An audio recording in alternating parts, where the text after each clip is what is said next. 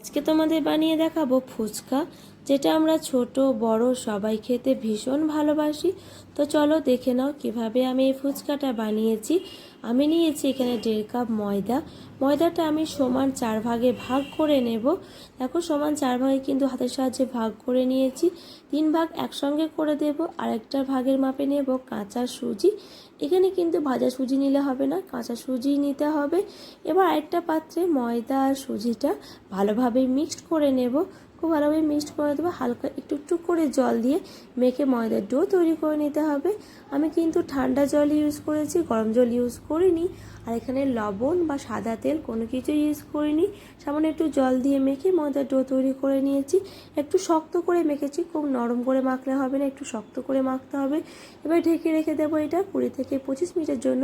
এবার চলো আলুর পুরটা তৈরি করে নিয়েছি আলু সেদ্ধ, কাঁচা লঙ্কা কুচি, কাঁচা পেঁয়াজ কুচি, নিয়েছি ছোলা সেদ্ধ, নিয়েছি গাজর কুচি, নিয়েছি 1 চামচ জিরা গুঁড়ো, নিয়েছি লবণ আর বিট লবণ। বিট লবণ তোমরা তোমাদের স্বাদ মতো দেবে। এবার এটা ভালো করে মিশিয়ে নেব চামচের সাহায্যে বা হাতের সাহায্যে। আমি এখানে চামচ হাতে দুটোভাবেই মিশিয়েছি। দেখো আলুর পুরটা কিন্তু আমার একদম রেডি হয়ে গেছে খুব ভালোভাবে। এবার তেঁতুলটা নেওয়া যাক। তেঁতুলটা কিন্তু আমি আগে থেকে জলে ভিজিয়ে রেখেছিলাম। এবার হালকা করে হাত দিয়ে এটা মিশিয়ে শাঁসটা বের করে নেব, আর ভেতরে থাকা বীজ আর শিরাটা বের করে নেব। দেখো একদম কিন্তু শাঁসটা বের করে নিয়েছি আমি, ভেতরে থাকা বীজটা ফেলে দেব। হালকা একটু করে জল দিয়ে আমি কিন্তু এটা ঘন করে নিয়েছি।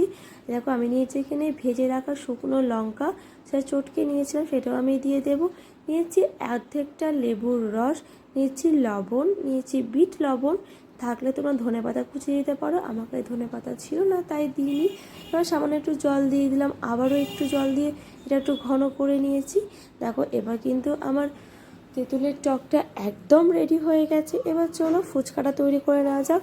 এবার ঢাকনাটা খুলে দেখি ময়দার ডোটা আমার কিন্তু একদম নরম হয়ে গেছে। আবারও ভালো করে একটু মেখে নেব। এবার ছোটো ছোটো লেচি কেটে নেব। চলো যেমন আমরা লুচি বানাই তার থেকে একটু ছোট বানাতে হবে। এরকম ছোটো ছোটো করেই আমি সব করেছি। এরকম গোল গোল করে নেবো, যাতে ফুলকো ফুলকো হয়ে ওঠে ফুচকাগুলো। এরকম গোল গোল করে নিতে হবে হাতের সাহায্যে, কোনোরকম তেল ইউজ করিনি, এমনি হাত দিয়ে আমি এটা গোল করে নিয়েছি। এবার একটা বেলনার সাহায্যে আমি সামান্য একটু একটু করে তেল দিয়ে এটা আমি বেলে নিয়েছি।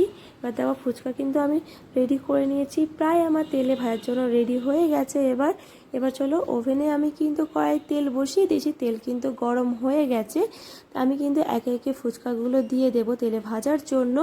আমি কিন্তু এখানে 3 থেকে 4টে দিয়েছি একসঙ্গে, তোমাদের একটা করে দেখালাম। দেখো খুব সুন্দর কিন্তু আমার ফুচকাটা ফুলে উঠেছে। আর এখানে কিন্তু তেলটা অনেকটাই দিতে হবে, একটু তেল দিলে হচ্ছে না। আমি প্রথমে একটুই তেল দিয়ে ভুল করেছিলাম, আমার 2-3টে হয়নি, তারপর দেখলাম অনেকটা তেল দেওয়াতে ফুচকাগুলো খুব সুন্দর ফুলে উঠেছে। দেখো আমি কিন্তু হালকা ব্রাউন করে ভেজে নিয়েছি। এরকমভাবেই আমি সব ফুচকাগুলো রেডি করে নিয়েছি। দেখো খুব সুন্দর ফুচকাগুলো কিন্তু আমার ফুলে উঠেছে।